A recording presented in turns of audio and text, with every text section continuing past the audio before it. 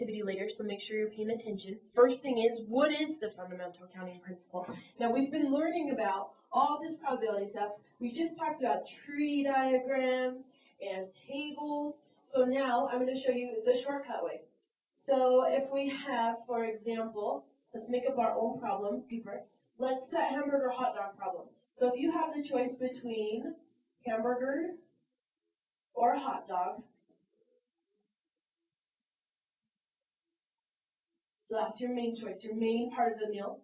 But then you get to choose the side dishes. I don't know what goes along with it. Fries? What else could you choose? Salad? Let's get another one up there. What else could you have chosen? Comes with that fry, salad, or fruit? Should we just say fruit? All right. So here's the fundamental counting principle. Yes, you can still make tables. Yes, you can still make tree diagrams, but there's a faster way.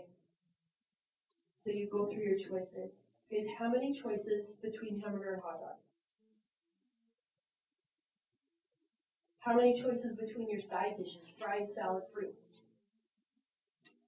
I swear I've taught this to you before. Guys, can I get a hand in there? What do we do with this 2 and what do we do with this 3? Sydney, what do you think? What time is it? So all you have to do, the fundamental counting principle, says you can just multiply those. And there you go, that's your final answer. There are 6 different combinations that you can create with those food choices.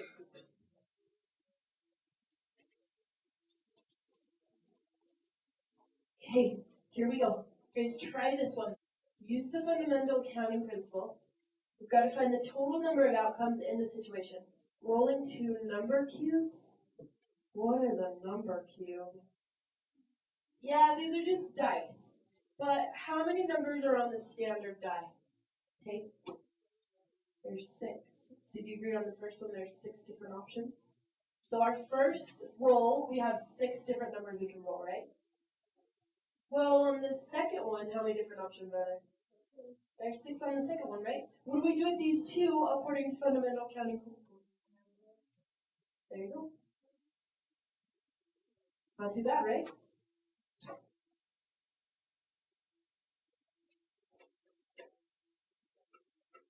Okay, let's do the next one. Oh, be careful. Think how many options on the first coin, how many options on the second coin, how many options on the third coin. Try this one on your own.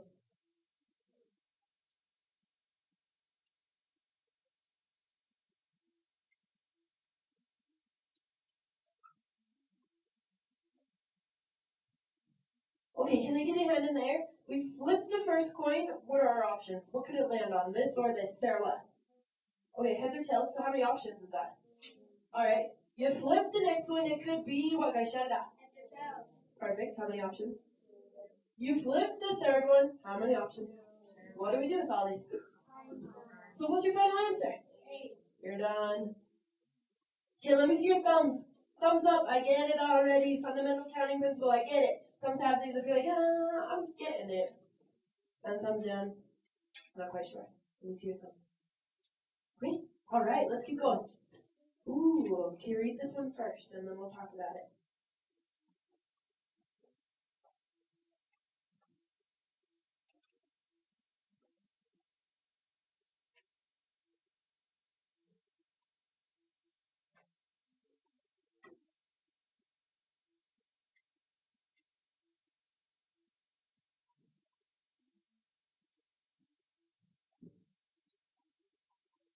Okay, Amir, how many processor speed choices do we have?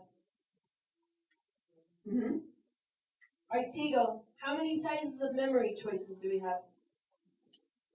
Okay. And then Tristan, how many sizes of hard drive do we have to choose from? 4. Shout it out, everybody. What do we do with all of these? Okay, everybody type it in. When you have it, raise your hand.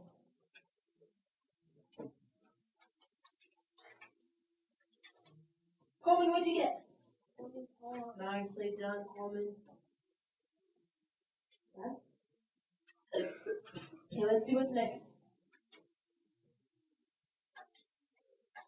Read it first, and then we'll talk about it.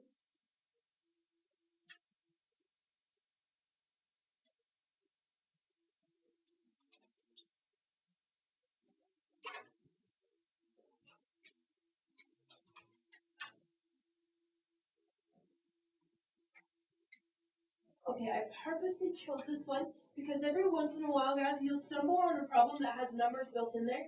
And I don't know about you, but every once in a while, I put them into the fundamental counting principle when I shouldn't.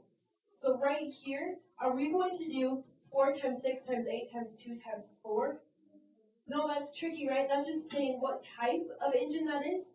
So it could be a 4-cylinder, a 6-cylinder, or an 8-cylinder. How many choices do we have? 3 choices. And then it could be a 2-wheel drive or a 4-wheel drive. So how many choices is that? There you go. Okay, hands in there. How many were like, I already got that. That made sense to me. Yeah, didn't trick you.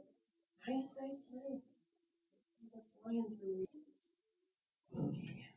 This one, I think I might trick you.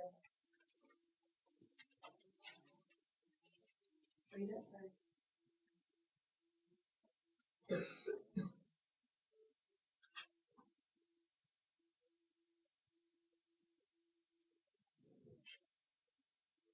Okay, when you grow up, not that I'm all going to have credit cards, and you'll need a 4-digit, they're called PIN numbers.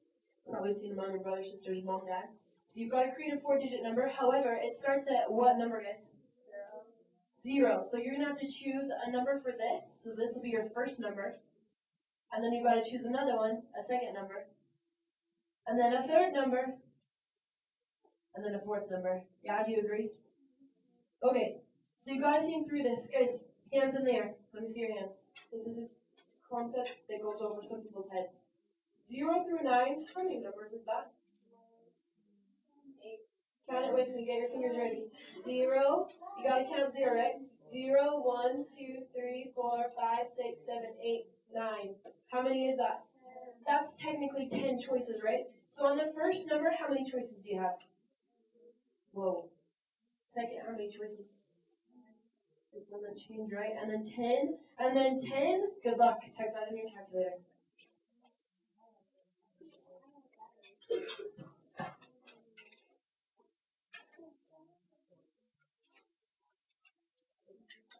It is big. Still gotta be careful about picking these past ones. Okay, can I get a hand in there? What's your final answer for this one? Taylor, what is it? 10,000 different combinations. Amazing. Amazing, amazing. Okay, let's see what's next. All right, we are done.